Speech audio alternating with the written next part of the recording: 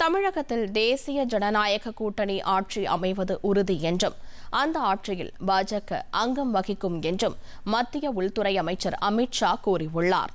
தமிழ் நாளிதழ் ஒன்றுக்கு அவர் அளித்துள்ள பேட்டியில் முன் எப்போதும் இல்லாத வகையில் இந்தியாவின் வளர்ச்சியை உறுதிப்படுத்தி இருப்பதே பிரதமர் நரேந்திர மோடி தலைமையிலான மத்திய அரசின் சாதனை என்று கூறியுள்ளார்.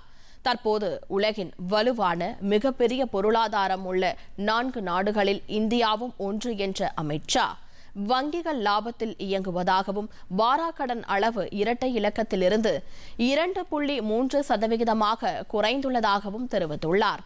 உண்மையிலேயே தொகுதி வரையறையை செயல்படுத்தும் போது தமிழகத்துக்கு எந்த அநீதியும் நடக்காது எனவும் அனைவருடனும் ஆலோசனை நடத்தப்படும் எனவும் ஏற்கனவே நான் தமிழகத்துக்கு வந்தபோது தமிழக மண்ணில் வைத்தே உறுதியாக சொல்லியிருப்பதாகவும் அமித் ஷா சுட்டிக்காட்டியுள்ளார்.